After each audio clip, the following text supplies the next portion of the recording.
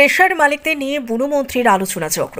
শুক্রবার দুপুরে উত্তর ত্রিপুরা জেলার জেলা শাসকের কনফারেন্স হলে বন দপ্তরের মন্ত্রী অনিমেষ দেববর্মার উপস্থিতিতে অনুষ্ঠিত হয় এক আলোচনা চক্র। মূলত কদমতলা, কুর্তি ও বাগবাসা বিধানসভা এলাকার সকল পাথর ভাঙ্গার ক্রেশার মালিকদের সাথে নিয়ে বনমন্ত্রী আলোচনা চক্রে মিলিত হন। উপস্থিত ছিলেন জেলা শাসক সহ জেলা বন আধিকারিক, কদমতলা কুর্তি বিধানসভার বিধায়ক ইসলামউদ্দিন, বাগবাসার বিধায়ক যাদবলাল নাথ সহ নানুরা। মূলত দুই বিধানসভায় শতাধিক পাথর ভাঙ্গার ক্রাশার রয়েছে, যার মধ্যে কয়েক হাজার শ্রমিক এবং গাড়ি চালক রয়েছেন। তবে অধিকাংশ ক্রাশার রয়েছে অবৈজ্ঞানিকভাবে, আর ক্রাশার মালিকরা ব্যবসা চালিয়ে যাচ্ছেন দীর্ঘদিন ধরে।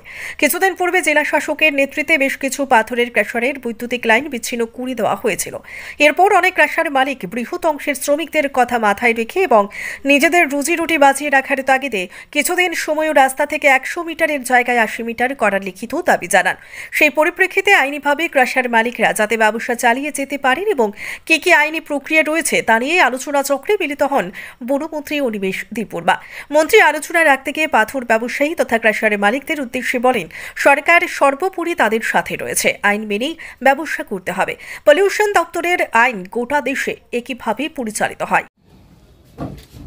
এখানে স্টোন ক্রাশারকে নিয়ে অনেক সময় আপনারা সাংবাদিকরা আপনারাই লিখে থাকেন যে হাইওয়ের পাশে অনেকগুলো ইলিগেলি স্টোন ক্রাশার নিয়ে যারা ব্যবসা করছেন তাদের বিরুদ্ধে লিখছেন, আমাদের বিরুদ্ধে লিখছেন।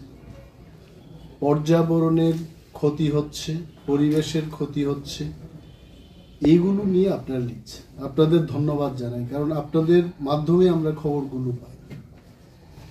এবং তখন আমার দপ্তর, আমি সহ আমাদের সেক্রেটারি মহোদয় আছেন, পলিউশন কন্ট্রোল বোর্ডের যিনি মেম্বার সেক্রেটারি ইস্যু কর্মকার সাহেব আছেন, আমরা সিদ্ধান্ত নিয়েছি যে যারা ব্যবসা করছে লিগেলি ইলিগেলি তাদের সাথে আমাদের একটা আলোচনার দরকার।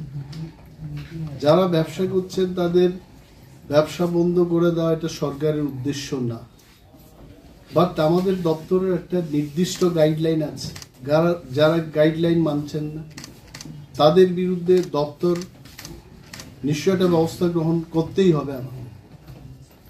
আমরা একটা আইনের মধ্যে কাজ করছি, আইন নিয়ে যারা কাজ করবেন তাদের সাথে আমরা আছি, কিন্তু যারা বেআইনিভাবে করছেন তাদের সচেতনতার দরকার। কারণ আমি মন্ত্রী হওয়ার পর অনেকখানি খবর নিয়েছি, অনেকে কিন্তু এই গাইডলাইনগুলো কি এগুলো সম্পর্কে তাদের ধ্যান ধারণা নেই। শুধু টাকা রোজগার, পাথর বিক্রি, এটাই তাদের কাছে ধ্যান ধারণা। কিন্তু পাথর বিক্রি করতে গিয়ে যা যা গাইডলাইন্সের দরকার তার দ্বারে কাছেও নেই। তো আমি মনে করি, অ্যাজ এ মিনিস্টার আমি মনে করি যে এই সমস্ত লোক যারা গাইডলাইন না মেনে ব্যবসা করছেন তাদের সাথে একদম দিল খোলা একটা আলোচনার আমাদের দরকার। তো আমি ডিএম সাহেবকে ধন্যবাদ জানাচ্ছি, উনি এই মিটিংটা ডেকেছেন।